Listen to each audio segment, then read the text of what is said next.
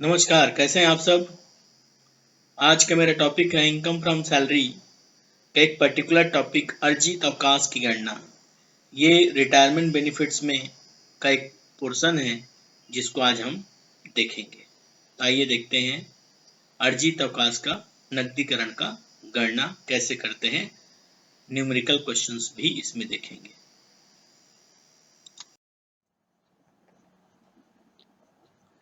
सबसे पहले मैं बात कर रहा हूँ एनकेसमेंट ऑफ लीव, अर्जित अवकाश का नकदीकरण। अब ये अर्जित अवकाश का नकदीकरण क्या होता है? सामान्यतः एक व्यक्ति अपनी सेवा के दौरान मुझे विभिन्न प्रकार के अवकाश की पात्रता होती है। जब एक व्यक्ति ईएल, जिसे हम अर्जित अवकाश भी कहते हैं, उसे अवकाश मिलती है, यदि वह अवकाश को नहीं लेता है तो वह संचित होते चला जाता है, जिसे एक व्यक्ति सेवानिवृत्त होने पर अवकाश न लेने के कारण बचे हुए अवकाश को बेचकर नगद प्राप्त करता है, जिसे ही हम एनकेशमेंट ऑफ लीव कहते हैं। सेवा में रहते हुए ईएल कैश कराने पर टैक्सेबल होगा सबके लिए। यदि हम सेवा में हैं, कार्यरत हैं और हमारे पास अतिरिक्त ईएल है और हम उसे अगर बेच रहे हैं तो संपूर्ण राशि कर योग्य होती है। परंतु जब एक व्यक्ति सेवानिवृत्त हो जाता है तो सरकारी कर्मचारी की दशा में संपूर्ण राशि कर मुक्त होती है। परंतु जब हम एक प्राइवेट नॉन गवर्नमेंट एम्प्लॉय के अर्जित अवकाश के बारे में देखते हैं तो उसके लिए हमें अर्जित अवकाश की गणना करनी पड़ती है। इसमें हम उसके कर मुक्त राशि की गणना करते हैं। इसका सूत्र निम्न अनुसार है: एक्चुअल अमाउंट रिसीव्ड, वास्तविक प्राप्त राशि, अवकाश ग्रहण करने के पूर्व के 10 माह के औसत वेतन के बराबर, ठीक पूर्व के ना, 10 month average salary prior to his retirement, सेवा अवधि में न लिए गए अर्जित अवकाश के मान्य अवधि के बराबर। यहाँ 30 दिन माना जाता है, 1 महीना माना जाता है। सेवा अवधि में न लिए गए अर्जित अवकाश के मान्य अवधि के बराबर। यदि एक व्यक्ति ने 15 साल सेवा की है तो 15 महीना उसका मान्य अवधि होगा। 1 वर्ष के लिए 1 माह मान्य अवधि माना जाता है। अधिकतम 3 लाख, जो उपरोक्त में कम होती है वह कर मुक्त होती है। इस प्रकार से कर योग्य बराबर वास्तविक प्राप्त राशि माइनस कर मुक्त राशि। यहाँ पर लिखा हुआ है, देखिए, अवकाश ग्रहण करने के ठीक पूर्व के 10 माह के औसत वेतन। वेतन शब्द आया तो हम वेतन किसे मानते हैं? 1 वर्ष के लिए 1 मंथ को मान्य अवधि होती है। इस प्रकार 30 साल सेवा करने पर 30 माह को मान्य अवधि माना जाएगा। यदि 30 साल 9 माह है तो माह को छोड़ देंगे, संपूर्ण वर्ष को लिया जाता है। ये सब ध्यान देने योग्य बातें हैं। वेतन किसे कहेंगे हम? मूल वेतन, महंगाई भत्ता, सेवा शर्तों के अनुसार प्लस बिक्री पर कमीशन। यह अर्जित अवकाश के नकदीकरण करते समय वेतन के रूप में माना जाएगा। इसको मैंने इंग्लिश स्टूडेंट्स लोगों के लिए भी, जो इंग्लिश मीडियम वाले उनके लिए भी मैंने प्रयास किया है। देखिए, कृषि मृतक कर्मचारी के उत्तराधिकारियों को मृतक की मृत्यु के समय अर्जित अवकाश के बदले में जो नगद दिया जाता है वह कभी भी कर योग्य नहीं होता है। देखिए, leave and cash during service Fuller taxable अभी बताया हूँ।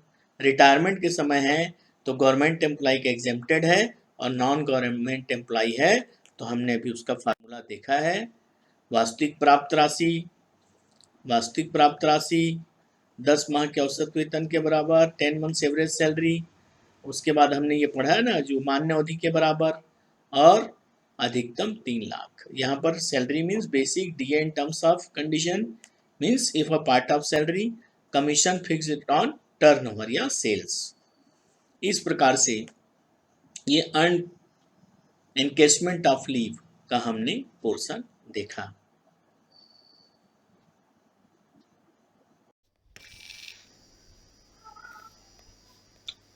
आइए तो अर्जित अवकाश से संबंधित प्रश्न देखते हैं। श्री ओम प्रकाश एक कंपनी में कर्मचारी थे।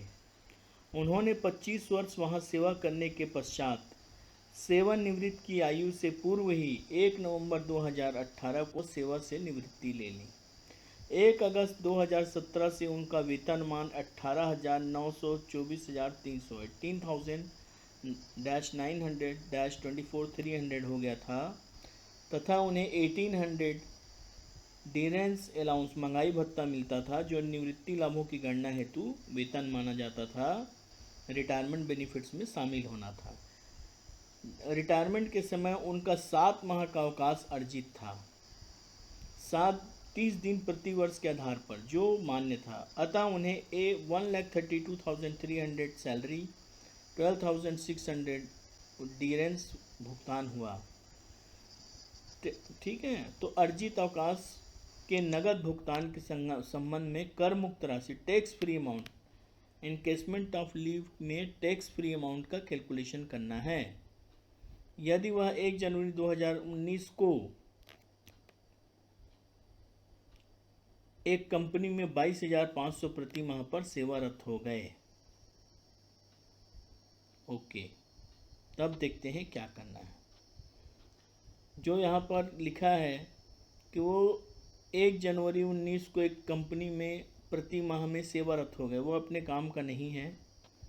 अपने काम का केवल एनकेसमेंट ऑफ लीव जो हम कैलकुलेशन करेंगे, तो पहले उसका फार्मूला लिख लेते हैं।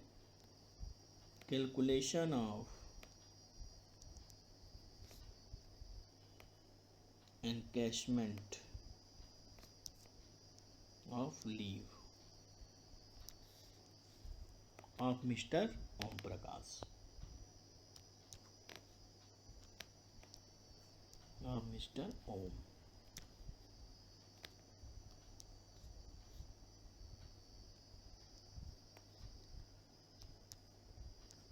हमेशा पहले फार्मूला लिख लेना चाहिए। फार्मूला लिखने से चीज़ें क्लियर हो जाती हैं कि हमको क्या क्या चाहिए। सबसे पहले इसमें है एक्चुअल रिसीव्ड, एक्चुअल रिसीव्ड। दूसरा है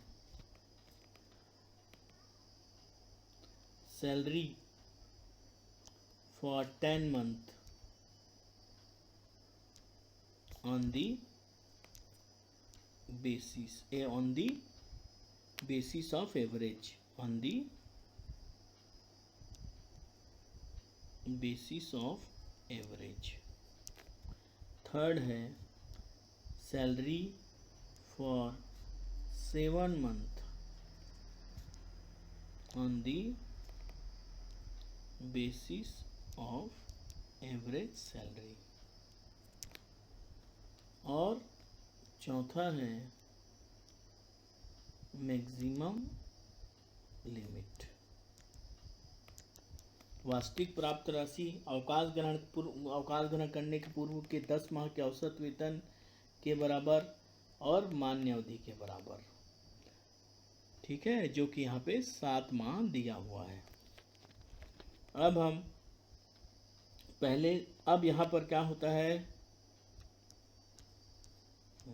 यहाँ पर ऊपर विच एवर इज लेस, जो कम हो इज टैक्स फ्री। तो टैक्सेबल किसको माना जाएगा? टैक्सेबल होगा actual receive minus tax free. अब सबसे पहले उसके बाद देखिए सैलरी, इसके लिए सैलरी का डेफिनेशन क्या है? वेतन बराबर salary equals to basic plus DA in terms of condition plus commission on sales, ये दोनों दिया है। अब यहाँ अपने को देखना है 10 मंथ सैलरी कैसे निकलेगा। देखिए 10 मंथ सैलरी कैसे लेंगे अपन? यहाँ पर उनको 18,000 से ज्वाइन किए हुए हैं वो, है ना। तो देखिए उसके बाद उनको इंक्रीमेंट 3% का प्रोविज़न होता है इंक्रीमेंट में। नहीं, यहाँ 900 बढ़ा बोल रहे हैं हर बार, है ना। तो देखिए जब हम उनका लास्ट 10 मंथ का सैलरी ड्रॉ करेंगे तो कैसे निकलेगा आपका? देखिए जनवरी 18 से जुलाई 18 तक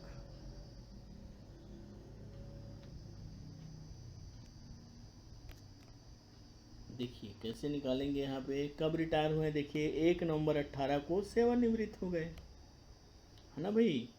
तो 1 अगस्त 17 को उनका पेमेंट इतना था। तो देखिए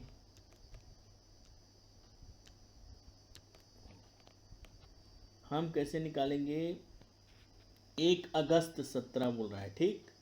तो अब रिटायर कब हुए हैं, वो रिटायर हुए हैं 1 नवंबर 18। तो उसके पहले का 10 महीना अपना लेंगे, तो ये हुआ हमारा जनवरी 2018 टू जुलाई 2018। उसके बाद ये अगस्त 18 टू अक्टूबर 18। ऐसे क्यों करना पड़ रहा है, क्योंकि देखिए उनका पे स्केल कब हर अगस्त को चेंज हो जाता है। तो पहले उनको मिल रहा था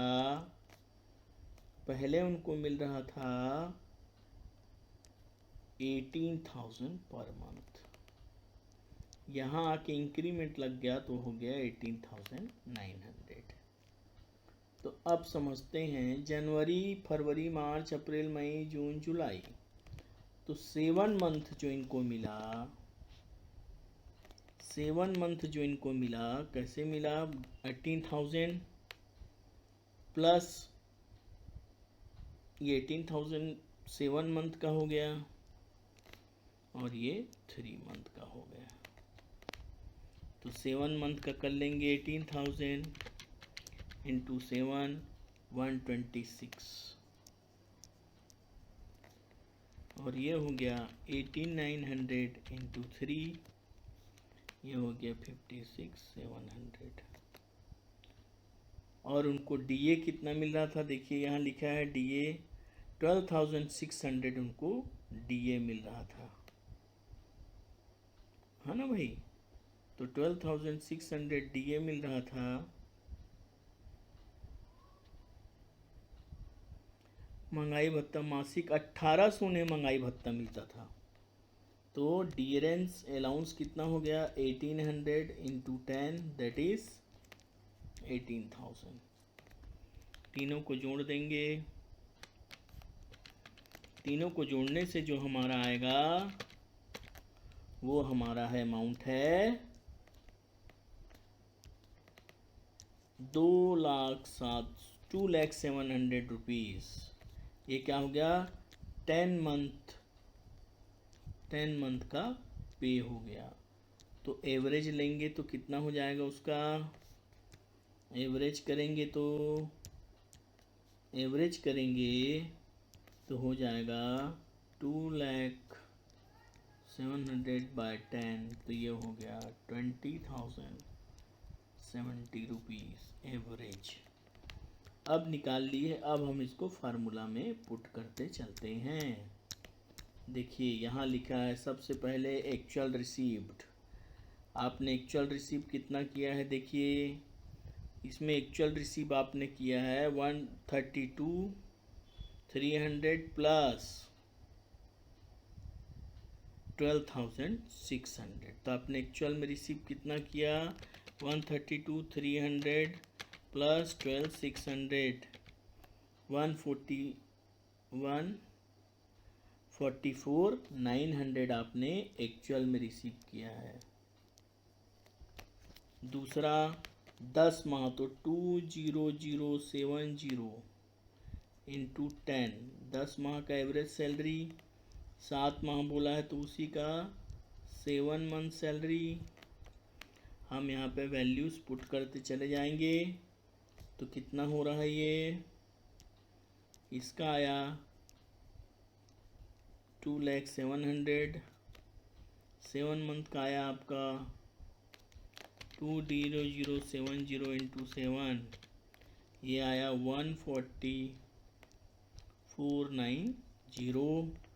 मैक्सिमम लिमिट 3 लाख रुपीज़ का है।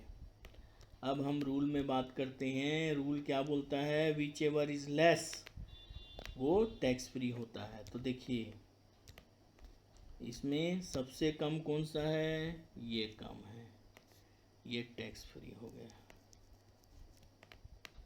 तो टैक्स फ्री कितना हुआ हमारा, देखिए टैक्स फ्री हुआ हमारा 144,990।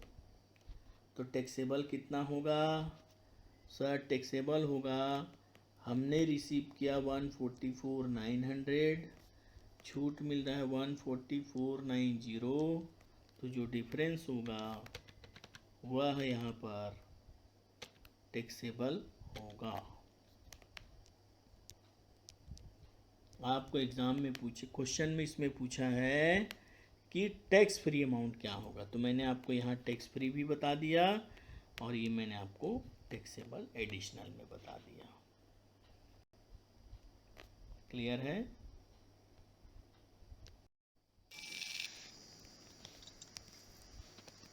अर्न लीव का एक और कंप्रहेंसिव क्वेश्चन देखते हैं ताकि आपके कॉन्सेप्ट्स और अच्छे से क्लियर हो जाएं। तो आइए देखते हैं क्वेश्चन। क्वेश्चन है determine the exempt amount of the encashment of earn leave from the following particulars. Employees retiring from a limited company on 31st December 2018.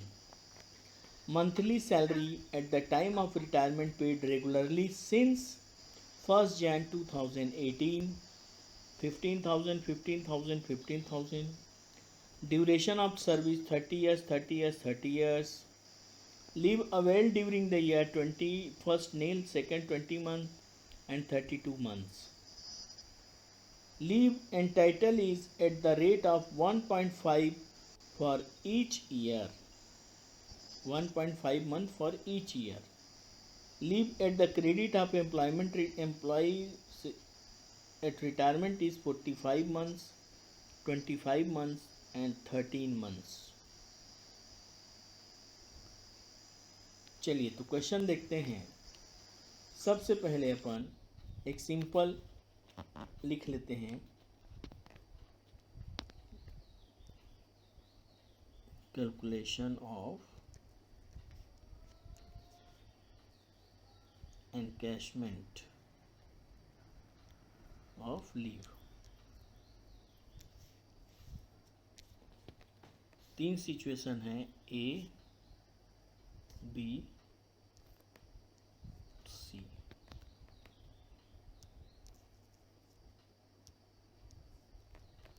सबसे पहले लिखा है यहाँ पे, फर्स्ट अपन देखते हैं। First, leave at rate of 1 month, leave every year.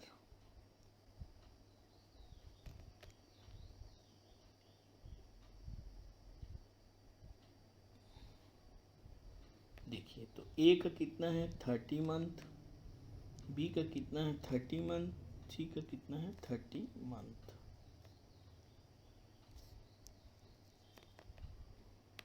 Month second लिखा है लीव अवेल्ड, लीव अवेल्ड जो लिया गया छुट्टी, यहाँ पर नील कुछ नहीं लिया गया, यहाँ उसने 20 मंथ छुट्टी लिया और यहाँ उसने 32 मंथ्स, 32 20 मंथ 32 मंथ छुट्टी लिए।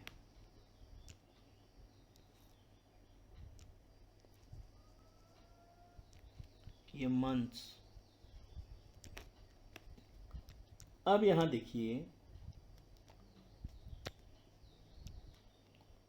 तीसरा यहाँ पे है लीव ड्यू कितना है, लीव ड्यू। अब ये देखिए इन्होंने फर्स्ट कंडीशन में 30 मंथ्स इनको एंटाइटलमेंट था, कुछ भी नहीं लिया तो पूरा 30 मंथ्स इनका ड्यू है। सेकेंड 30 के एंटाइटल थे, 20 मंथ्स ले लिए तो 10 मंथ्स ड्यू है। और यहाँ पे 30 था 32 ले लिए थे, यहाँ कोई एंटाइटल इनका नहीं बनता है। अब अपने को क्या करना है, जो अपन अब फार्मूला लिखते हैं कंटिन्यूशन में, है ना। क्या है फार्मूला? पहला जो फार्मूला में फर्स्ट है 10 मंथ एवरेज सैलरी, ठीक। दूसरा है जितने महीने का सामने वाले ने छुट्टी बताया है ना। दूसरा है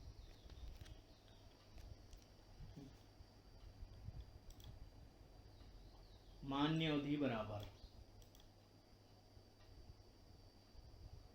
दूसरा है आपका मान्य अवधि के बराबर, है ना।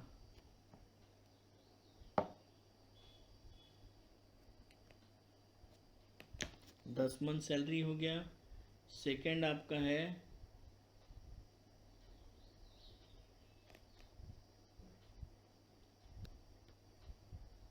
Leave balance into average salary. तीसरा है एक्चुअल रिसीव।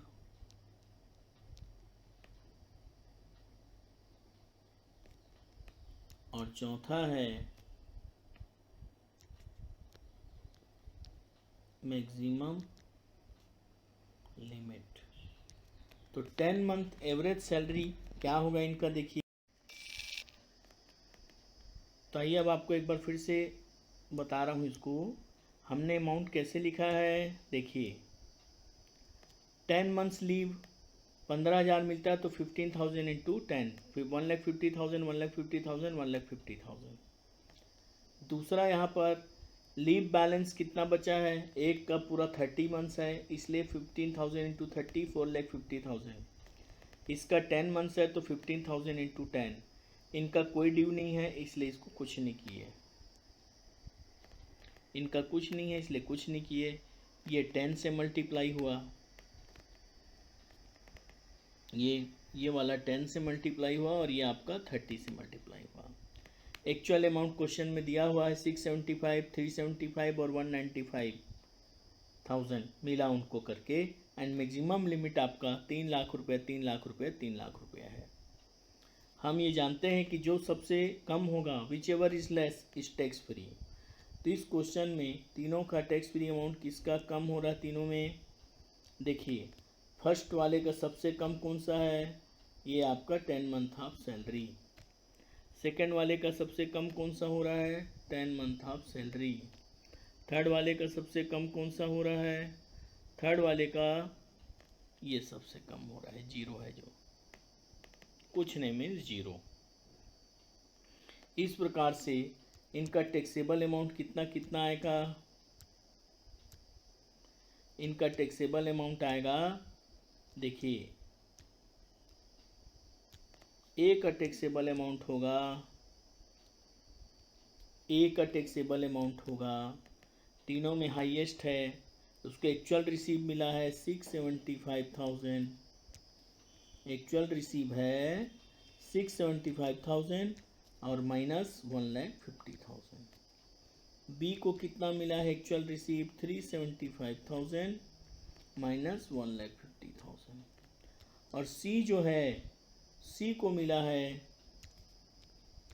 195,000 लेकिन उसका कुछ भी टैक्स फ्री जीरो है।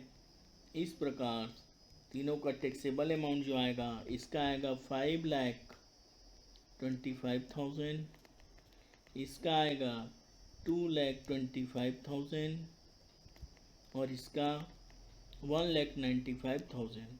ये तीनों का अपना अपना ये टैक्सेबल अमाउंट होगा। आशा करता हूँ क्वेश्चन आपको समझ में आया होगा।